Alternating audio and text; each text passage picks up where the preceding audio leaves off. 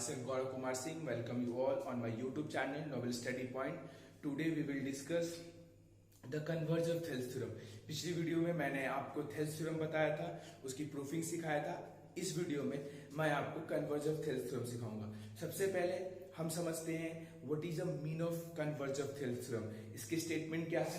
Statement लिखा है कि if a line is divides any two sides of a triangle in equal ratio, then the line must be parallel to third side. यानी कि कह रहा है कि अगर किसी भी ट्रायंगल में हमने कोई एक लाइन ड्रॉ किया, वो लाइन बाकी दोनों ट्रायंगल्स के साइड को इक्वल रेशियो में डिवाइड करती है, तो वो लाइन तीसरे लाइन के पैरेलल होगा. We have to prove it. जैसे कि मैंने एक फिगर ले रखा है एबीसी ट्रायंगल.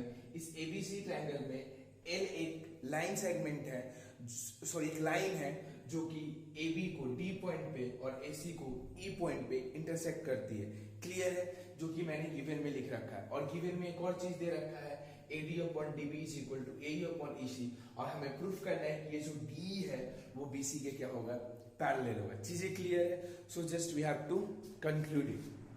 हमें इस L को BC के पैरेलल प्रूफ करना है. तो हमें टू प्रूफ क्या करना होगा? हमें टू प्रूफ ये करना होगा कि L पैरेलल टू BC. जो लाइन है वो BC के क्या होगा? पैरेलल होगा. हमें ये प्रूफ करके दिखाना है. सबसे पहले मैंने बताया था कि गिवन करने के बाद टू प्रूफ लिखने के बाद हमें कंस्ट्रक्शन की जरूरत पड़ती है. So here we write and draw the construction. तो हम यहाँ पे क्या ड्रॉ करेंगे? कंस्ट्रक्शन ड्रॉ करेंगे. तो कंस्ट्रक्शन में क्या पॉसिबल है उन चीजों को मैं समझने की कोशिश करूंगा. सबसे पहली चीज है आपको ये मानना होगा लेट पॉसिबल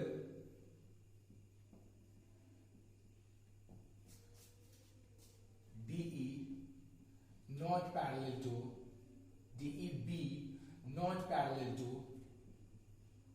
BC. अगर ऐसा संभव हुआ तो मैंने ये मान लिया कि जो DE है वो BC के पैरेलल नहीं है. We draw DF parallel to BC. मैंने क्या किया? DF BC के पैरेलल खुद से ड्रॉ कर लिया. चीजें क्लियर है? नाउ अब हमें प्रूफ देना है, प्रमाण देना है कि कैसे ये चीजें हमें सही करनी है और कैसे हमें इस चीजों को प्रूफ करनी है. सो जस्ट वन थिंग, आपको गिवन में क्या पता है? AD upon DB is equal to AE upon EC. ठीक है ना? ये चीजें आपको गिवन से पता है.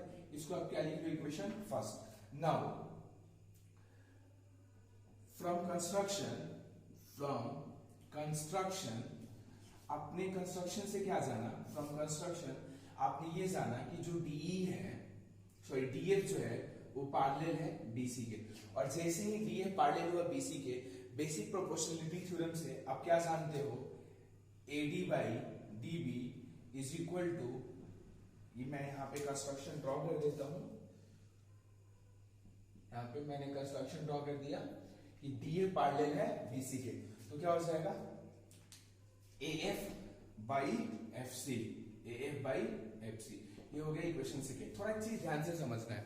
वन थिंग बहुत क्लियरली समझना है आपको, वो ये कि इस इक्वेशन फर्स्ट और इक्वेशन सेकेंड को ध्यान से देखिए. इस इक्वेशन का LHS और इस इक्वेशन का LHS दोनों आपस में इक्वल है, तो ऑब्वियसली इसके RHS भी आपस में इक्वल होने चाहिए.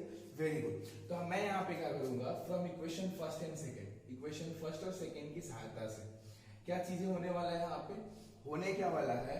AE upon EC is equal to AF upon FC. चीजें क्लियर है? अब मैं एक क्लियर बात बताता हूं. देखिए AF अपॉन FC है और AE अपॉन EC है. अगर मैं क्या करता हूं, दोनों तरफ 1 जोड़ देता हूं तो हमें कंप्लीट चीजें निकल जाएगा. कैसे मैं आपको समझा रहा हूं?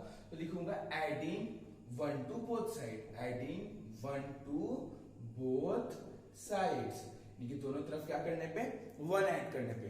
सो just add 1 to both side. AE upon EC plus 1 is equal to AF upon FC plus 1. यानी कि मैंने दोनों तरफ क्या ऐड कर दिया? 1 ऐड कर दिया. और जैसे ही मैंने दोनों तरफ 1 ऐड किया, इसकी एलसीएम कितनी हो जाएगी? इसकी एलसीएम हो जाएगी EC. ठीक है ना? और इसके नीचे कुछ नहीं है तो क्या है? 1 है, तो ये भी हो जाएगा EC is equal to FC. इसके नीचे भी कुछ नहीं है तो हो जाएगा AF प्लस एफ सी। और थोड़ा सा ध्यान से समझिए, ए प्लस ई सी, पूरा आपको ए सी मिलेगा कि नहीं मिलेगा? बिल्कुल मिलेगा, अपॉन ई सी हो जाएगा is equal to F upon F C, ये भी आपको पूरा ए सी हो जाएगा अपॉन एफ सी। अब ए सी और ए सी क्या हो जाएगा? कैंसिल हो जाएगा, ठीक है ना? ए सी और ए सी क्या हो जाएगा? कैंसिल हो जाएगा। और जैसे ही ए सी और ए सी कैंसिल होगा, आपको यहाँ से क्या मिला? E C is equal to F C. अब थोड़ा एक बात ध्यान को से समझिए और फिगर पे गौर कीजिए। देखिए ए ई, यहाँ पे एफ है और यहाँ पे ई है, तो क्या ई सी कभी एफ सी के बराबर हो सकता है? इट मीन्स मैं एक बात बोलूं कि ये दो मार्कर इस एक मार्कर के बराबर कभी भी पॉसिबल है? बिल्कुल नहीं है। देखिए यहाँ पे आपके पास दो मार्कर्स की लेंथ है और यहाँ पे एक मार्कर की लेंथ है। मैं बोलूँ कि ये दोनों मार्कर की लेंथ इस मार्कर के बराबर है, दैट्स पॉसिबल? कभी भी पॉसिबल नहीं है। ये कब पॉसिबल हो सकता है? जब मैं क्या करूँ कि इसी के तरह जो तू मैं मार्कर ले लूँ और फिर दोनों को ऐड करूँ, या फिर एक एक मार्कर को मैं देखूं तो इसकी हाइट क्या होगी और लेंथ आपस में क्या होगी? इक्वल होगी। तो ठीक वैसे ही ये कब पॉसिबल है? जब एफ को कहां पे होना चाहिए? ई पे होना चाहिए। तो लिखेंगे it is possible in only one case, ये पॉसिबल है लेकिन सिर्फ और सिर्फ एक ही केस में। It is possible in only one case, when, कब when F coincide on C, जब F किस पे coincide कर जाए? सॉरी, E पे। When F coincide on E, जब F E पे coincide कर जाए तो ये चीजें पॉसिबल हो जाएगा, यानी कि F कहाँ पे आ जाएगा? E पे आ जाएगा। और जैसे ही F E पे आया तो एक चीज क्या हो जाएगा? It is clear that. और एक चीज हमें पता है कि मैंने DF को पहले से पैरेलल ले रखा था, और ये तभी पैरेलल होता जब F कहाँ पे होता? E पे होता। तो it is clear that L parallel to BC, L किसके पैरेलल हो जाएगा? BC के पैरेलल हो जाएगा। और यही तो चीजें हमें प्रूफ करनी थी, यही तो चीजें मैंने प्रूफ करनी थी, जो चीजें हो गया प्रूफ। इसमें मैंने क्या करना था? सबसे पहले आपको एक ट्रायंगल बनाने थे, ट्रायंगल में एक लाइन ड्रॉ करनी थी, वो लाइन बाकी दोनों साइड को बराबर रेशियो में डिवाइड करता था।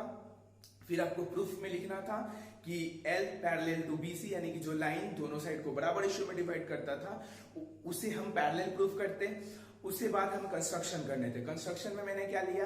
हमने माना कि जो DE है, यानी कि जो हमारा लाइन L है वो पैरेलल नहीं है BC के, तो हमने अपने से एक लाइन ड्रॉ कर लिया जिसका नाम मैंने क्या लिखा है? DF।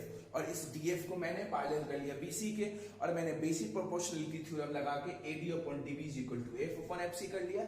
इस दोनों इक्वेशन को मैंने इक्विवेलेंट किया, तो इसका LHS इक्वल था तो RHS भी इक्वल होना चाहा, और जैसे ही RHS इक्वल हुआ तो मुझे ये वैल्यू मिली।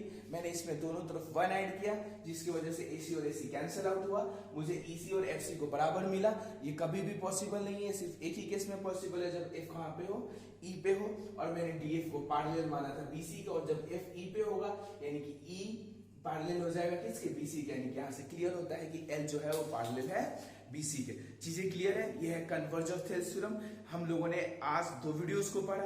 सबसे पहले थेल्स थ्योरम को पढ़ा, उसके बाद हम लोगों ने कन्वर्ज ऑफ थेल्स थ्योरम पढ़ा। अगली वीडियो में मैं आप सभी को पाइथागोरस थ्योरम और आगे की थ्योरम्स को डिस्कस करूंगा। तब तक के लिए गुड बाय।